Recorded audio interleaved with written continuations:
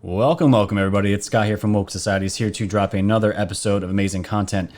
We have a lot to cover as far as Q drops. As always, it's been like this the last 3 weeks, but today we're going to be mainly focusing on the CIA, the relationship they have with the media as far as leaking information illegally and how far back that has gone. We're going to be talking about Obama and the corruption in the FISA courts and a little history on that. And we're just going to cover all the most recent Q drops. And the Q hasn't dropped in probably about an hour now, so I think we're okay. You're going to get the most updated ones, but if they do come across during this recording, I will update it and try to get to them as well. So we have a lot to cover, but first, what do I want to show you guys first is this video. This video was actually queued, and it's talking about Mika Brzezinski. And if everybody was following Twitter yesterday morning, she had a complete meltdown. A meltdown calling for Trump's Twitter account to be deleted, and she went on this huge rant saying how she's going to be having this meeting and a phone call with Jack from Twitter and all this other stuff. So this patriot called the United Spot made this amazing video just completely trashing Mika Brzezinski and her triggered moment. So I'm going to play that for you guys, and I'll see you guys on the other end of the intro. Take a watch. Hello? Hello? Is this Twitter? Yes, it is. How can I help you? This is Mika. Mika? Okay. What's up? I need you to take Donald Trump off of Twitter now. For what? What did he do? Did you hear me? Yeah, I heard you. Do you have any idea who I am or what I'm capable of? No, I have no idea. I want you to take Donald Trump off Twitter now. For what, though? You need to be more specific. Do you know who I am? No, I've never heard of Mika. Who? I've never heard of you. I'll tell you again.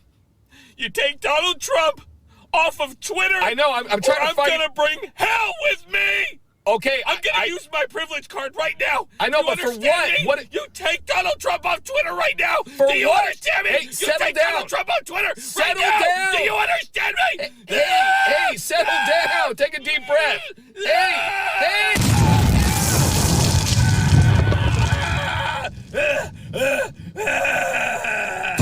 Hey, Karen, here's my new book, free of charge.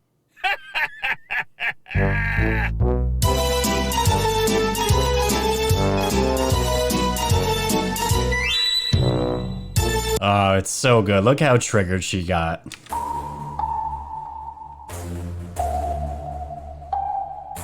Thanks for tuning in to the land of the real. But it's like the Twilight Zone, the plan is surreal. It'll blow your mind when the plan is revealed. Bring it all to light, all the plans they conceal. Grab your flashlight, it's time to go down the rabbit hole. It's dark and hell is hot, dealing with satanic souls. The tide is turning, patriots are now in control. Apply aggressive pressure right now until they fold. Stay woke, open up your eyes and keep them peeled. All they do is lie, realize not everything is real. Through Project Looking Glass, the future is revealed.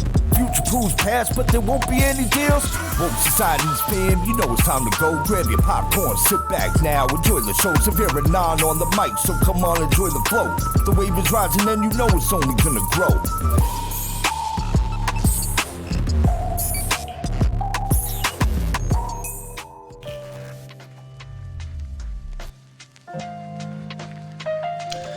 All right, ladies and gentlemen, thank you for joining this show today. Let's get into the shameless plugs and we will get into the content. If everyone can go right now, go to the Woke Society's YouTube page, like, share, subscribe, tell everybody about this channel. Let everyone know we are the news now. If you can also, we have my Patreon where you can become a patron for as little as $1 a month, $12 a year. And I also have tiered pricing here as well if you guys want to do that. And all that good stuff. And of course, I am trying to implore every single one of you out there. We're at 665 subscribers on BitChute. Please go subscribe there in the link below in case, God forbid, YouTube takes this channel down at some point in the future. This is where I'll be uploading the content. And also, as you guys know, go to the wokesocieties.com webpage where you can find all my podcasting platforms besides Spotify. I have to remove them still, but I am not on Spotify anymore. And of course, as you guys know, go to my store link.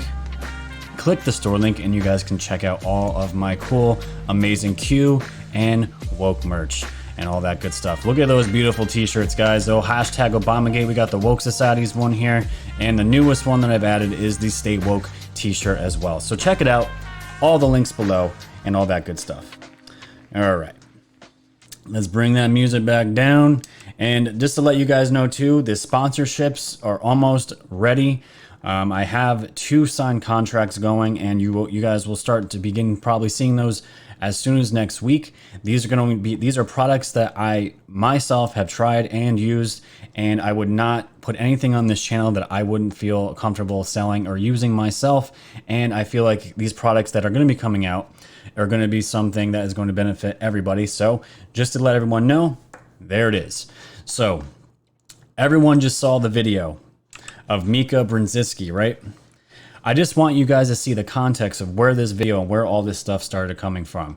This was yesterday morning, and she is talking here. It says at Twitter. This was first thing in the morning. She's the morning talking head on MSNBC with Morning Joe.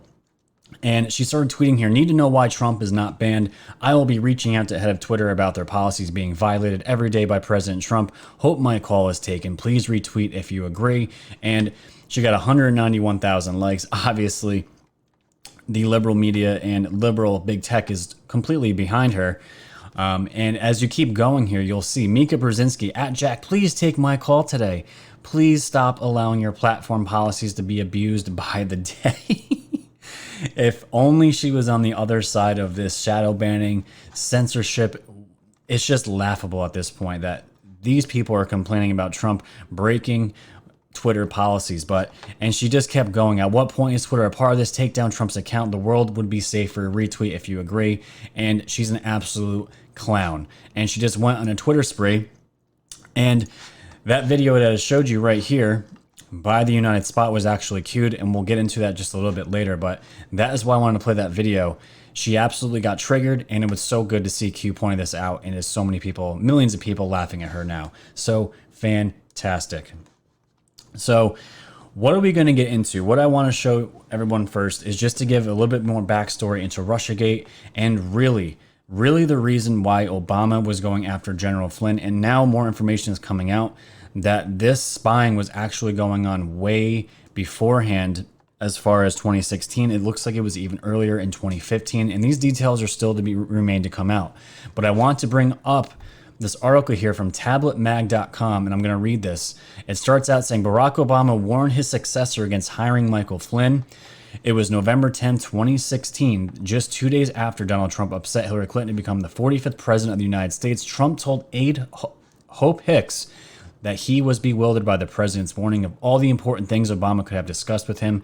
The outgoing commander-in-chief wanted to talk about Michael Flynn. Now, why would that be the case? The question of why Obama was so focused on Flynn is especially revealing now. The Department of Justice recently filed to withdraw charges against the retired 3-star general for making false statements to the FBI in a January 24, 2017 interview regarding a phone call with a Russian diplomat. The circumstances surrounding the call and subsequent FBI interview have given rise to a vast conspiracy theory that was weaponized to imprison a decorated war hero and a strategic thinker whose battlefield innovation saved countless American lives. There is no evidence that Flynn colluded with Russia, and the evidence that Flynn did not make false statements to the FBI has been buried by the Bureau, including current director Christopher Wray. So if the Obama administration wasn't alarmed by Flynn's non-existent ties to Russia, why was he Obama's #1 target? This is a question that everyone's been asking. Why were officials from the previous administration intercepting his phone calls with the Russian ambassador? Well, the answer is that Obama saw Flynn as a signal threat to his legacy, which was rooted in his July 2015 nuclear agreement with Iran.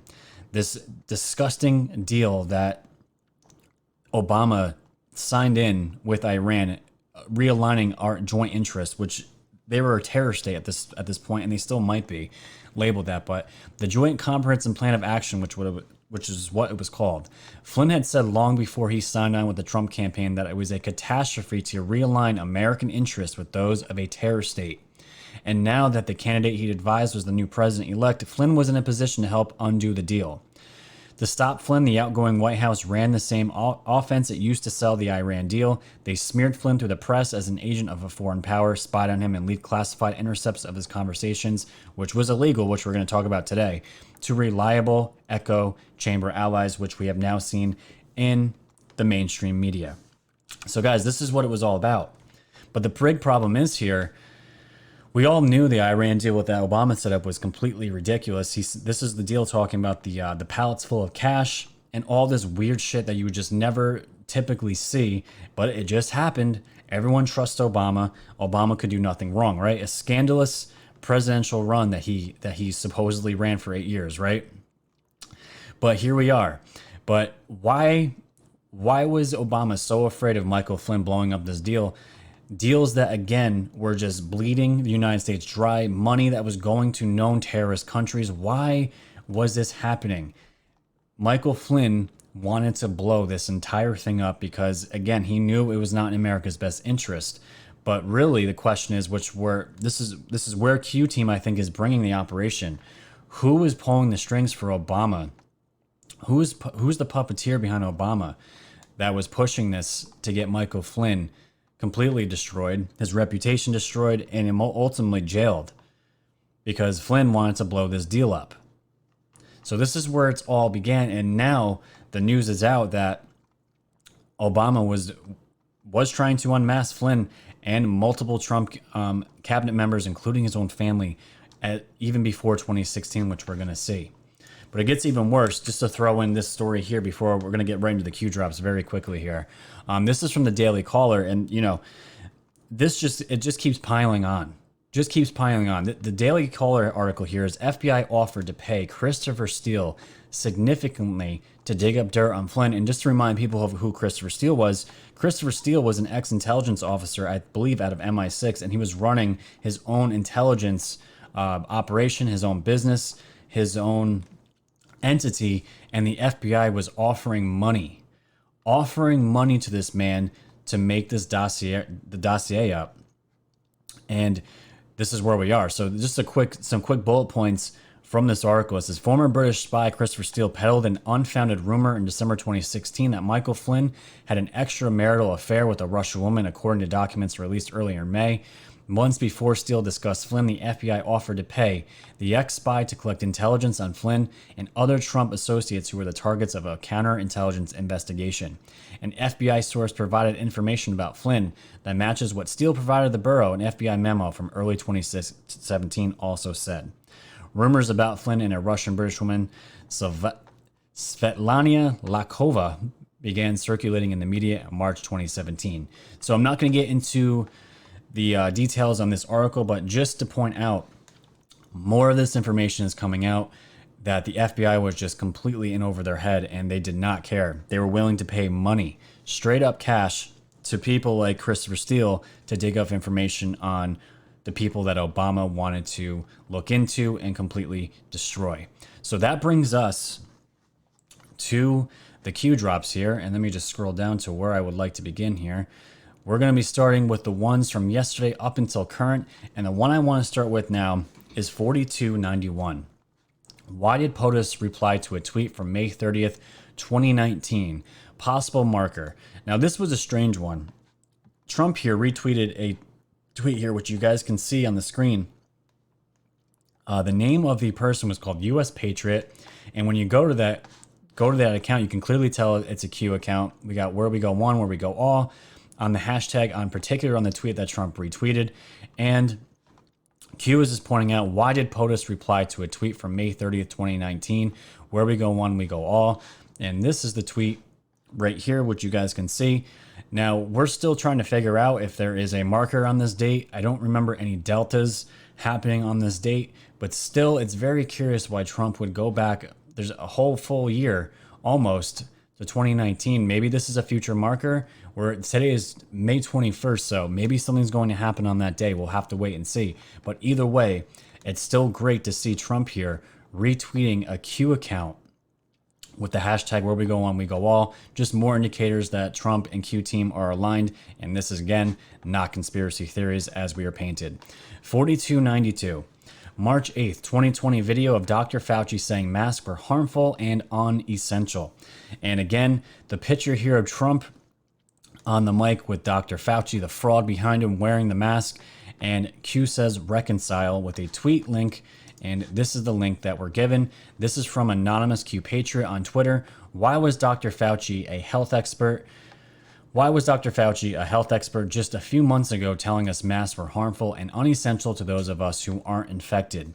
Why do we need a mask now? What has changed since March? And I'm just going to play the video here. I'm not even sure how long it is. Let me just see. Confusion among people and misinformation surrounding face masks.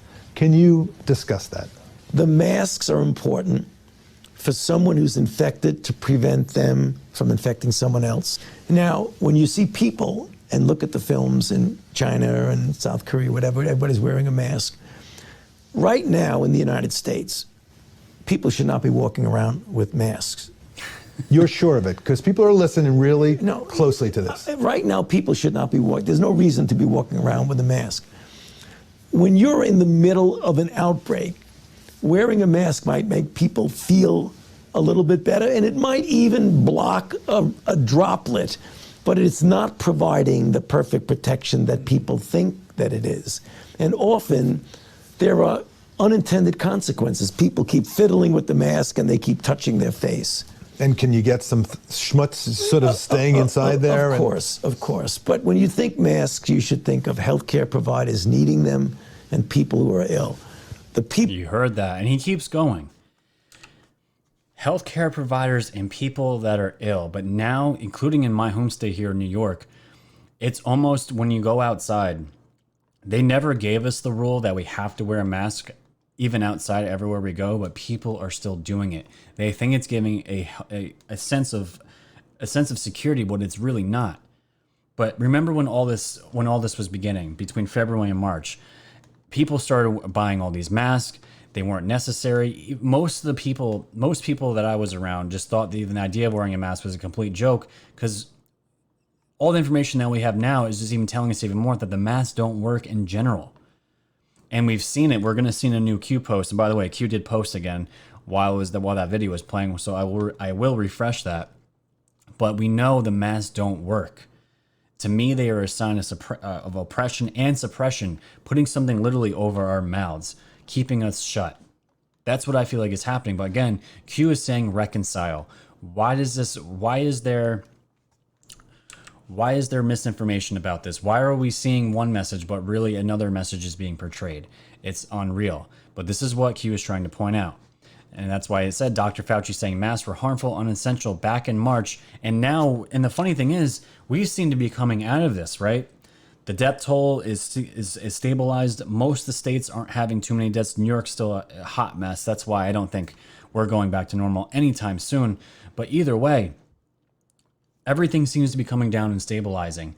But why are we wearing masks now? The push to wear masks has increased, while everything with COVID seemed to be calming down, and hopefully will be soon pushed. This will be just a terrible memory, but why is that happening now? So Q is just pointing that out to us. Let's keep going. 4293. D's using COVID-19 to prevent the exposure of D's corruption, FISA-gate, Biden, Ukraine, and other.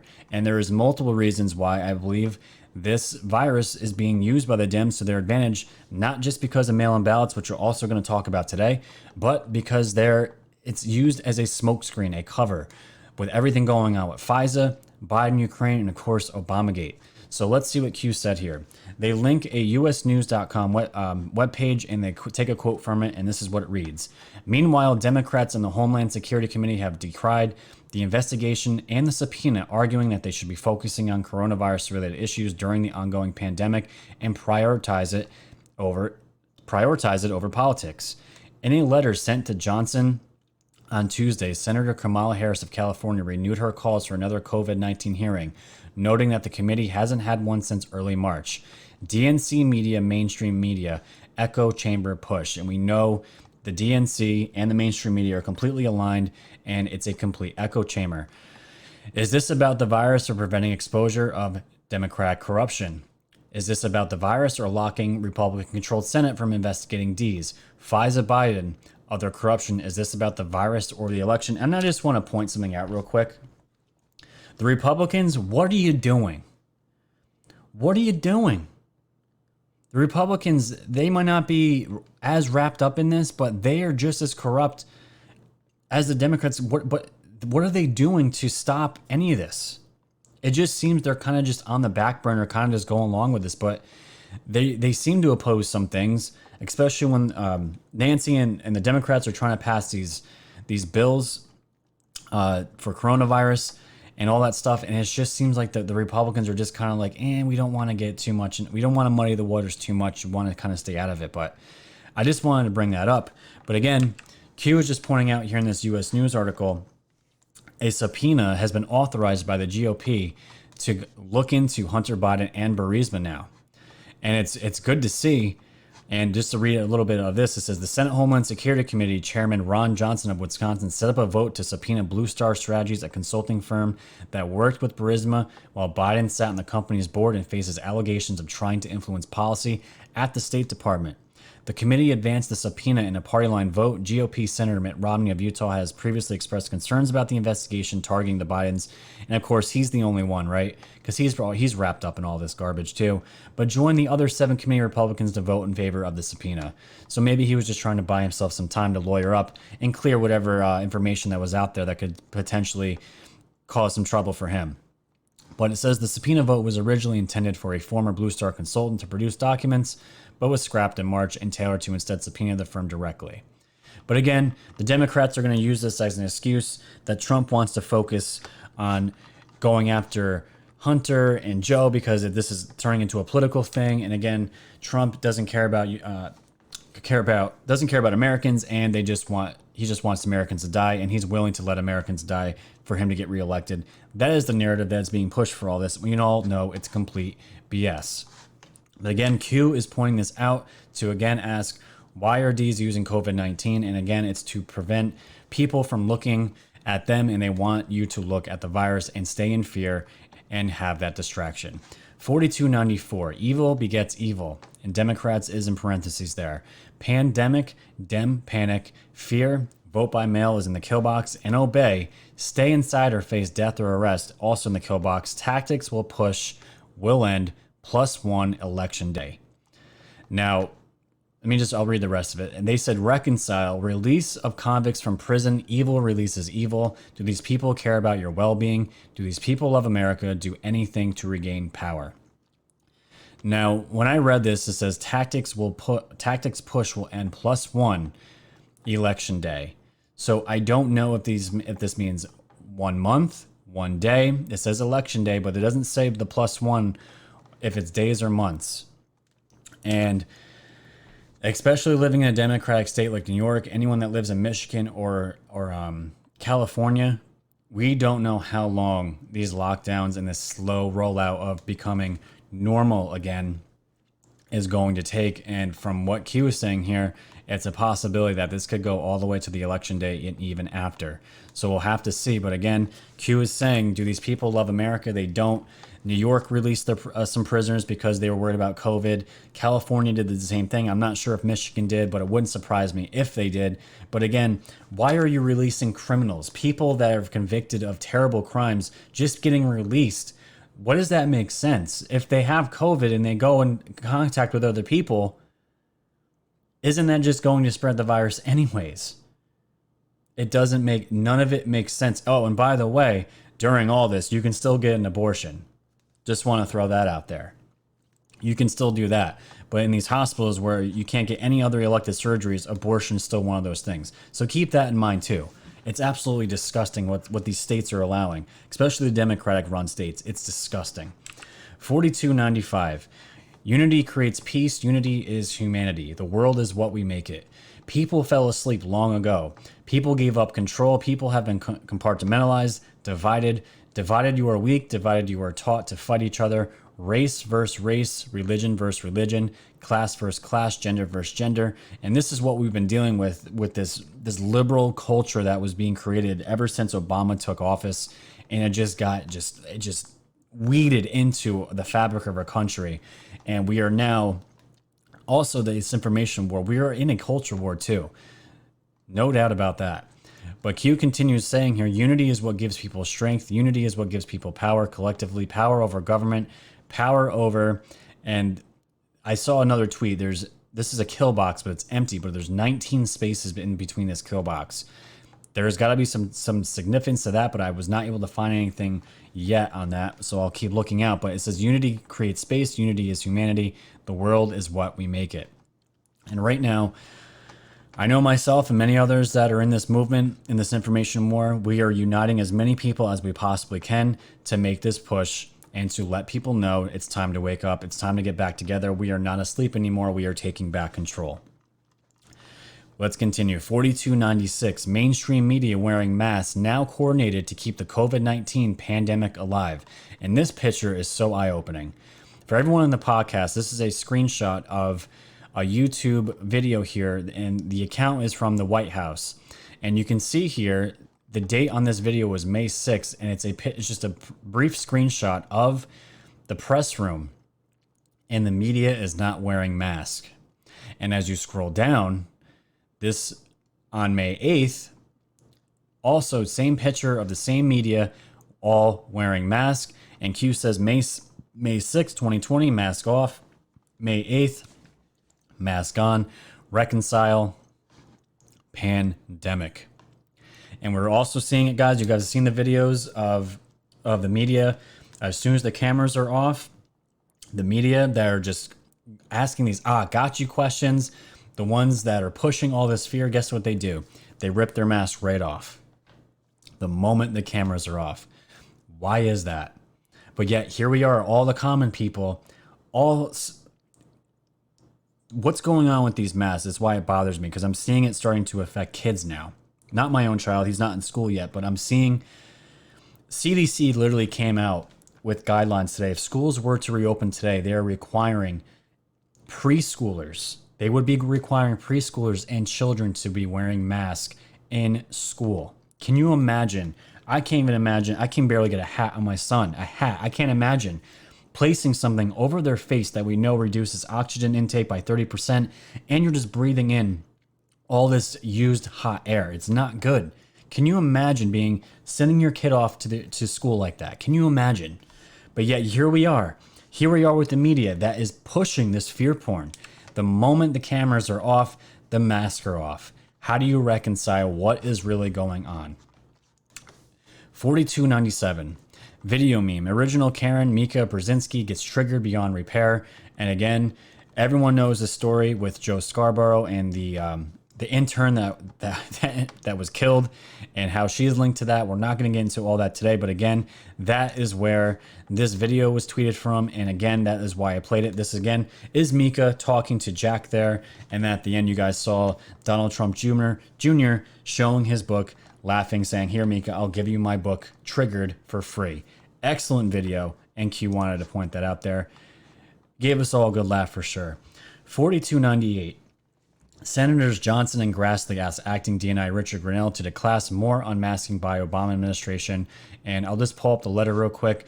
This was dated for May 19th. Just talking about, again, this is from Chuck Grassley, asking Grenell to please continue to, we want to keep having this transparency.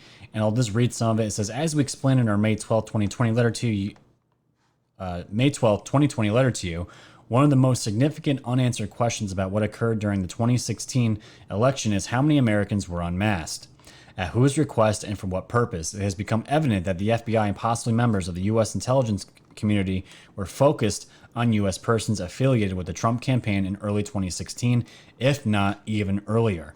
One example is that in April 2016, FBI headquarters directed its New York field office to open a counterintelligence investigation of Carter Page, which on August 10, 2016, became part of the Crossfire Hurricane investigation. And here, the letter continues on. It's only 2 pages. Don't have to get into all the details on it, but again, this is Chuck Grassley imploring to Grenell to please continue to keep declassifying this information. We need transparency to figure out what happened. So Q said, ask and you shall receive. And it's just more. We're going to be getting more declass as the weeks go on, and it's going to be fantastic. All right. So this is the most important part about this video right now. I've been saying it for the last week now.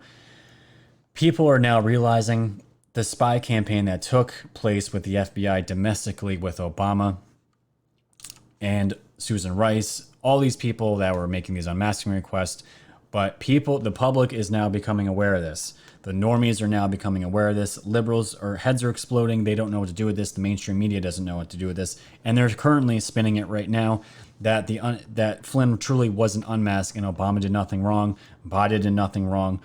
We knew this was going to happen. They're going to give a counter narrative to the actual story. But where Q team is now bringing, and you can see it in the drops here, we knew the CIA was involved with this with Five Eyes. And who was controlling the FBI at that point? None other than John Brennan. So let's look at 4299. The Central Intelligence Agency played quarterback to the unmasking. And how did this happen? Because apparently the FISA courts were created for this reason, to have legal procedures of unmasking American citizens. But does the CIA work under those same provisions? Apparently not, and we're going to see that right now. So here we are. And Anon wrote, this is a screenshot. Normally, intelligence passed on from a member of the Five Eyes Alliance, that's Australia, Canada, New Zealand, the UK, and the US, to another member comes through an official channel for intelligence sharing. However, Nunes, upon reviewing this document that formally launched the FBI's investigation, said there was no intelligence shared through that official channel, meaning that the intelligence was shared through unofficial means, or if you want to put it, illegal means. Q writes, important to note, future events are in the kill box.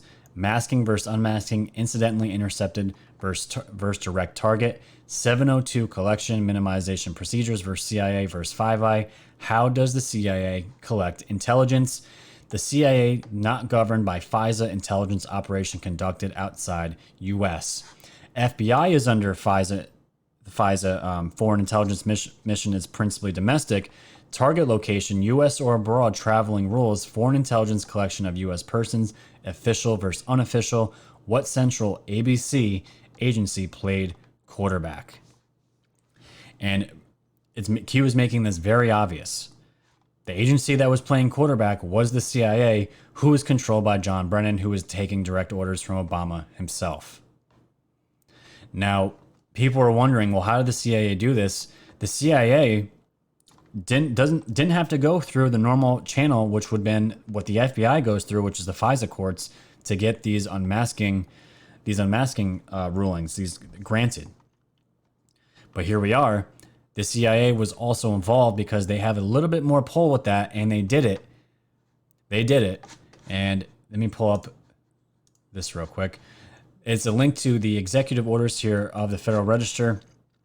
It's huge. This is a huge document about how the FBI, or not the FBI, the CIA collects intelligence the legal way, but we knew that didn't happen. But really what Q is talking about here, they're going to be bringing up the fact that the CIA was collecting information on Trump as well. It wasn't just the FBI.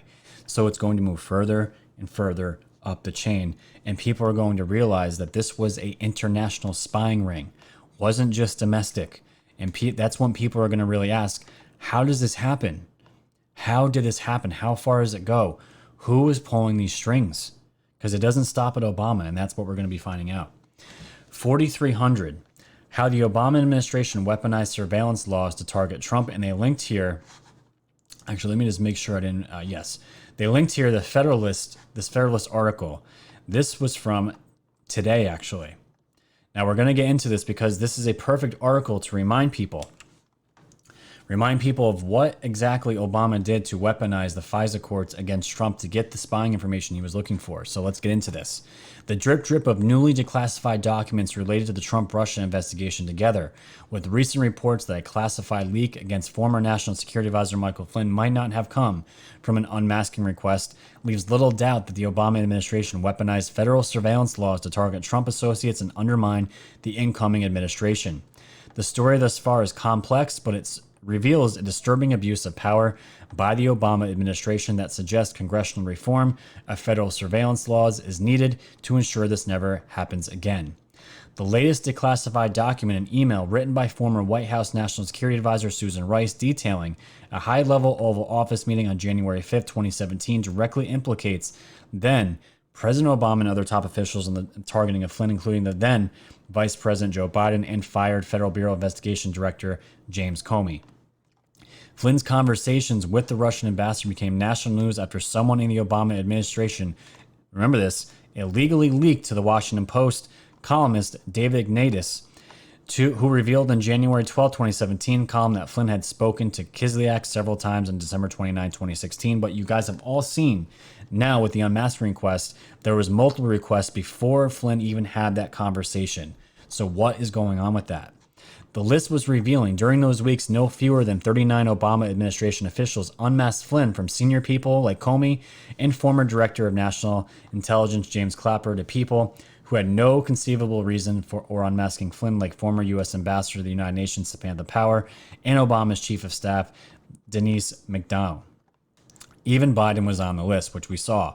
This report matches with a theory floated over the weekend by National Review Online's Andrew McCarthy that Flynn's call with Kislyak may have been intercepted under an intelligence program not subject to the masking rules. So if it's not subject by the FISA and the unmasking rules, there's got to be another agency that operates outside those masking rules, right?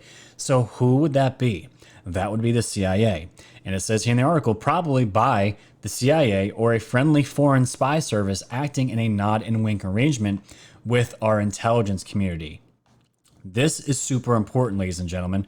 Why is this important? Because the CIA was part of this. And for the CIA, all these spying networks, all of our countries are spying on each other. It's happening all the time. But it's interesting that they use the words nod and wink arrangement because the CIA didn't want to get caught. So what they would do is they would look at UK, Australia, say, hey, we're all working together. Could you, can you guys do the spying on this part or this person? So it's coming from them. But when you guys get the information, we know this is kind of off the books, the wink and nod kind of deal. When you guys get the information, send it to us and we'll take care of it from there. And this is exactly what John Brennan was doing. He was conducting this. He was the quarterback. The CIA was the quarterback of all this. And this is why it's already a big deal that this was done domestically, but it's even worse because now other countries are all involved with this and it becomes an international spy ring. Crazy, crazy stuff. So this is the brief history of surveillance abuse in FISA, but Obama and Biden and other top law enforcement intelligence officials need not have committed crimes to have egregiously abused their power. It now appears that Obama officials use intelligence authorities to defeat the entire purpose of the Federal Intelligence Surveillance Act, or FISA, that is, to do the very thing that led to the creation of the FISA, spy on your political opponents. The reason why FISA was enacted was, again, to understand how they did this, a bit of historical context is in order, and this is good for everyone to know. Congress passed FISA in 1978 as a result of the Church Committee hearings, which were convened in response to revelations that President Richard Nixon and prior presidents had used the FBI and CIA to spy on U.S. citizens and organizations, including anti-war groups and political dissidents. The Nixon administration's widespread wiretapping of U.S. citizens, including his political opponents, shocked the nation. But strictly speaking, it wasn't illegal until these FISA courts were established. But again, the reason why FISA was created in the first place, this is why it's almost funny, was because it was to prevent presidents and their campaigns to spy on their political opponents and Americans in general, which is exactly what the Obama administration did and was doing before Trump was even in office. He was doing exactly what FISA was built, created to prevent. It's nuts. It's crazy. So, just the last piece from this article here. Proponents of FISA likely never imagined the warrants for electronic surveillance or unmasking requests might be used by an outgoing administration to spy on an incoming one, but that appears to be what happened in the Trump-Russia investigation and the targeting of Flynn. We'll likely know more soon. Senator Johnson and Grassley have since expanded their request calling for the release of records related to the unmasking, which you guys just saw in that letter I showed you, of Trump campaign affiliates by Obama officials from 2016 to January 2017. The senators say they're concerned that surveillance of the Trump campaign began long before the FBI launched its counterintelligence investigation, Crossfire Hurricane, which became the basis for the Robert Mueller probe and years of conspiracy theories about Trump colluding with Russia. All right, so that was I wanted to make sure you guys understood that and why it's so important and the context around what's going on. So 4301, John Brennan, Obama's CIA director, was the quarterback of the Trump-Russia investigation. And Q says this is worth remembering who was the quarterback. And this is going back to an article here from the New York Times from July 31st, 2014. And again, we got to get into this because you guys have to see how far back John Brennan's corruption was and just give you guys some more context. So, an internal investigation by the CIA has found that its officers penetrated a computer network used by the Senate Intelligence Committee in preparing its damning report on the CIA's detention and interrogation program. This is when people were trying to figure out what was going on with the waterboarding. Is this something that works? Is this morally okay to do to terrorists and all that stuff? And we know that the studies came out. They found it to not be it wasn't working, and they ended up being morally wrong, but they were still doing it anyways. The report by the agency's inspector general also found that the CIA officers read the emails of the Senate investigators and sent a criminal referral to the Justice Department based on false information, according to a summary of findings made public on Thursday. So you have the CIA illegally watching senators now. This is what was taking place. The Inspector General's account of how the CIA secretly monitored a congressional committee charged with supervising its activities touched off angry criticism from members of the Senate and amounted to vindication for Senator Dianne Feinstein of California, the committee's Democratic chairwoman, who exacerbated the CIA in March when the agency's monitoring of committee investigators became public. A statement issued Thursday morning by CIA spokesman said that John Brennan, the agency's director, had apologized to Ms. Feinstein and the committee's ranking Republican Senator Saxby Chambliss of Georgia and would set up an internal accountability board to review the issue. John Brennan said he was sorry. We didn't know it was going to go that far. We're sorry that we hacked your computers and we were spying on you. We're sorry. We promise we'll make what they call an internal accountability board to review this issue. The statement said that the board, which will be led by former Democratic Senator Evan Baya of Indiana, could recommend potential disciplinary measures and steps to address systematic issues. But you guys are seeing the picture here.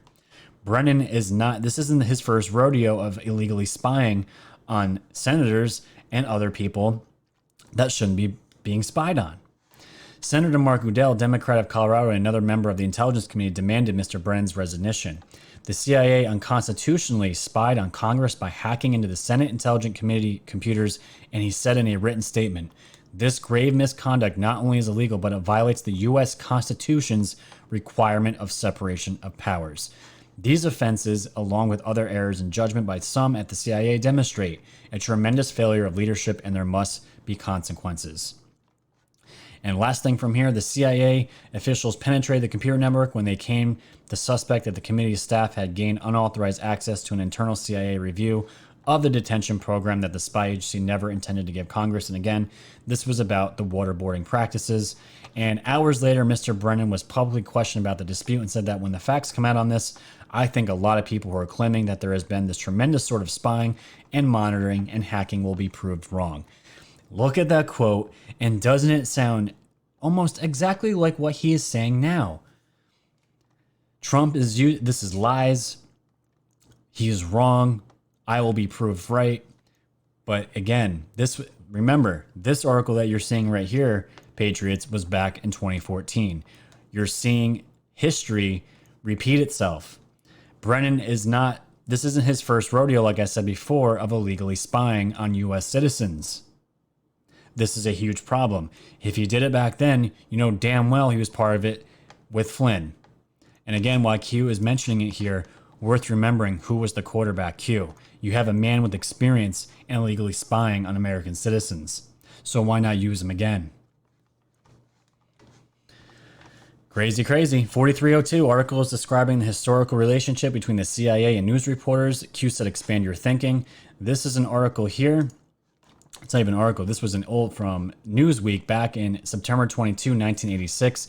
This is just painting a picture here that reporters and the CIA have always had contacts and they've always had relationship. And it says here in the title in the article, you can see they keep in touch, but at an arm's length. They don't want to be caught. And it's just painting this picture here that where was all these leaks coming from the Washington Post? It was all through the CIA and these illegal meetings here, and you're going to see here, this is from Methods. I actually got this from Methods here.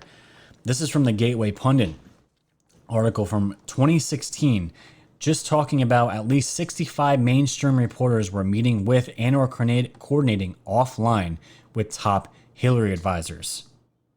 And it says, thanks to the WikiLeaks, we now know that at least 65 mainstream reporters were working closely with the Clinton campaign this election year.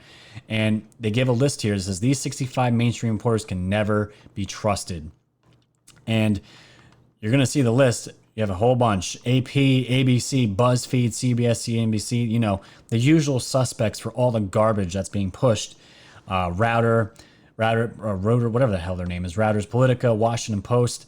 And it gets worse. It says, we also know that Politico's chief political correspondent, Glenn Thrush, was sending the Hillary campaign articles for their review before publishing. So you literally have these mainstream media outlets sending their articles before they're even printed to be okayed by the party that they're supposed to be not affiliated with, unbiased, truthful media, right? Sending it to the party that's running against Trump, getting it okayed by them before they publish it. So this is painting a picture here. The media and these governmental agencies are working hand in hand. It's completely illegal, and it's completely pushing a narrative that people don't even know what's going on. They don't even stand a chance because they don't even know this shadow government. These shadow practices are happening. Crazy. Absolutely crazy. So 4303, CIA's use of journalists and clergy in intelligence operations. It says logical thinking, CIA coming back into the news soon. And again, this is a 30-page article, again, talking about the CIA's use of journalists and clergy in intelligence operations. They go hand in hand. They are all part of this. And this is why I'm saying now we're going from looking at the domestic part of this entire case now to an international case, which will then drag in John Brennan and the CIA. And there's going to be a lot of stuff coming out. And 4304 is going to confirm this. Look who's going to be the new director of national intelligence, none other than Ratcliffe. And Q says here, buckle up, linking a Fox News article saying the Senate confirms Ratcliffe as next director of national intelligence. And I'm telling you guys right now, the heads are already rolling, but if he's as good as Grinnell or even better, we are going to be getting so much information to come out to the public, which deserves to be seen. And the reason why I'm so excited about this is because the CIA, you know, with the conspiracy theories around 9/11 and mostly that, but I've seen in the Q drops the class 1-99. There is some theories out there saying that Epstein, more information is going to be released on Epstein about that. Now, I've researched and I know Epstein has ties to Mossad, which is the equivalent to the CIA, but it's based in Israel. And we know Q has said they're saving Israel for last. So what I would love to know, maybe with this new declassified information, are we going to see new things coming about Epstein being possibly linked to Mossad, linked to 9/11? There is a lot here. There's a lot here to come out, and I'm so excited for Ratcliffe because I'm hoping he's going to be just as good as Grinnell and he's going to just drop bombs. He's going to be dropping the bombs, but Q is saying buckle up, get ready. 4305. This is a link here to Truthhammer 888. It says, but at Team Cavuto said it will kill you. And you guys saw that in my live stream of Cavuto having a complete breakdown when Trump said he was taking HCQ and he was screaming at the top of his lungs, don't take it, it'll kill you. So Q is asking, why are select journalists so invested with instilling fear? Remember, HCQ, 40 years on the market. Is this about the health and well-being of people or something else? Is this about the virus or something else? And let me pull up that tweet here. Interestingly enough, guys, this is great. This is HCQ to be given proactively to more than 40,000 healthcare workers in the UK. And the Truthhammer asked a very funny question. What color is that pill? Well, let's watch the video. Are being trialed at hospitals in Brighton and Oxford to see whether they could be used to treat coronavirus. Hydroxychloroquine, along with chloroquine, will be given to more than 40,000 Are those red pills, guys? I think they're red, right? That's a red pill. healthcare workers from around the world who've been in contact with COVID-19 patients. Earlier this week, President Trump drew criticism from doctors after announcing He was taking the drug as a preventative measure. For the people in the podcast, I know the audio is not the best. That's as high as I can get it in the volume, but those are red pills. Those are red pills, and it's HCQ, and it's giving it out to 40,000 healthcare workers in the UK. Is this about the virus or something else? We know the answer. 4306. How do you convince people a vaccine is necessary, critical? U.S. data on influenza deaths are false and misleading. The Centers for Disease Control and Prevention acknowledges a difference between flu death and flu-associated death, yet uses the terms interchangeably. Additionally, there are significant statistical incompatibilities between official estimates and national vital statistics data. Compounding these problems is marketing of fear, a CDC communication strategy in which medical experts predict dire outcomes during flu seasons. Q is literally comparing what we go through every year with the flu vaccine, and they're saying pretty much copy and paste the same fear tactic and apply it to COVID-19 data reports, and it is the same strategy to push a COVID-19 vaccine. And don't be surprised, people, when this vaccine's finally released, don't be surprised if this is going to be added to your yearly COVID shot, just like you need your yearly flu shot. The numbers are complete trash. It's used as fear. I have my views on vaccines. Not going to get into it on this channel, but that is what Q is referring to. 4307, welcome to the D Party. And here we have a Breitbart article talking about how the Democrats paid Pennsylvania election officials to stuff ballot boxes. And this, now the man admitted it. He was in 2014, 2015, and 2016. Dominic DeMuro, 73, for stuffing the ballot box for Democrats in exchange for payment by a paid political consultant. More mail-in ballot fraud. And Q says, welcome to the D Party. Let me just refresh here, see what we got. Here's 4308, and the last Q drop we'll cover. Worth remembering. Let's go to the tweet here. Let's see what it says. Morning Mika actually truthful on Morning Joe, as if there was any doubt. It's our job to control what people think. Let's see what she says here. Well, and I think that the dangerous, edges here are that he's trying to undermine the media, trying to make up his own facts. And it could be that while unemployment and the economy worsens, he could have undermined the messaging so much that he can actually control exactly what people think. And that is our job. Yeah, if you look at Whoa. That is our job. Yeah, if you look at the... That is our job. Our job is to control what the people think and how they consume the media. Not Trump. It's our job to control what people think. There's some real truth. Wow. Wow. Amazing. So that's it for the Q drops. I want to get into just two more articles here real quick because I thought this was really cool. This is from the Washington Post. You guys probably heard. A believer in QAnon conspiracy theory wins Republican Senate nomination in Oregon. And this is great. This is great. Oregon Republicans on Tuesday elected a Senate nominee who believes in QAnon, the baseless conspiracy theory that has taken root among some far-right supporters of Donald Trump. Joe Ray Perkins bested in three other candidates to win the GOP nomination to face Senator Jeff Merkley in November, who's a Democrat. In a now deleted video posted on her Twitter account Tuesday night, Perkins said she supported the conspiracy theory which evolves around Q, and of course, an anonymous internet user claiming to be a government agent with top secret security clearance. Amazing.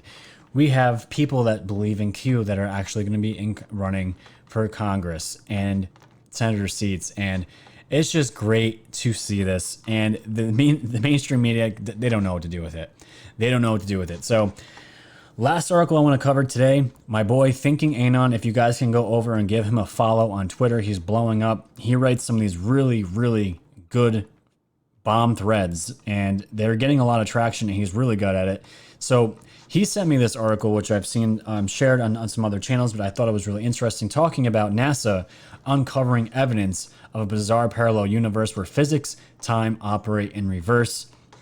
And it's just saying they found these particles. It says scientists at NASA have reportedly uncovered evidence of a bizarre parallel universe where the rules of physics and time appear to be operating in reverse. Researchers conducted an experiment in Antarctica, discovered particles from a universe that was born During the same Big Bang that created the one we live in, according to new scientists, a NASA team was using a giant balloon to carry electronic antennas into the sky above the frozen wastes of Antarctica when they encountered a wind of particles from outer space that were 1,000,000 times more powerful than anything they had seen before, the news outlet reported. And the article continues, and they're basing it on the Big Bang Theory, which I think is complete bullshit. It's science that it's completely outdated. It's an old narrative, the old science, it's all horseshit. But the reason why I want to bring this up here is, remember John Kerry went to Antarctica. Every country in the world is Antarctica. They each have their own slice of Antarctica that's designated to each country. But this channel, it's been nonstop politics, nonstop Q.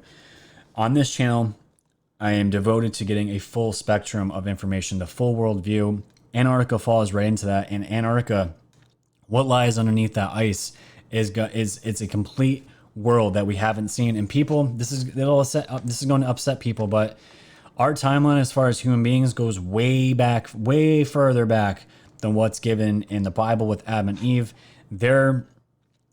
I've researched this. There were beings that were here on this planet billions of years, millions of years before we were here. And Antarctica was not always the frozen wasteland that it is. There is an entire world underneath that ice of things that we have never seen. There's probably craft under there. People all even say there could be even the new Atlantis that is under there. But why is every country in the entire world there studying things, finding particles they never saw before? These particles that they found were not from this Earth. They had to have come from outside this planet. So that means somewhere out in space that these particles came from. And they were reversing physics that we know as physics, and it looked like it was a parallel universe. This is a whole entire topic for another day, but I want to throw it in there because I love talking UFO, alien tech. It hasn't been something that's come up on this channel recently, only because it's an election year with everything going on with Q, but I want to throw that in there and all that good stuff. So that is going to be the episode today, ladies and gentlemen. Thank you for listening. Be on the lookout for more content. I'm going to try to be doing every other day. Next week is going to be the 1-year celebration for Woke Society, so I want to do something special, maybe some giveaways on the Tuesday live stream for that. And we're going to be getting some really good guests coming on in the following weeks as well. There's a lot to be excited about with Woke Society. We're growing. I'm hoping to be at 40,000 subs by the end of the month. So if everyone can, like, share, comment, tell your friends tell your friends and family about this channel. Go follow me on Twitter, Instagram, go to my Patreon, my BitChute. And of course, guys, if you want to donate to the channel as a one-time donation, do it at the PayPal link below. So that is that. Thank you, everyone, for joining me. And let me know what you think in the comments about the CIA and Mossad and all that stuff. And we'll continue on and see what news breaks for the rest of the week. So until then, stay safe, stay warm. As I always say, stay woke.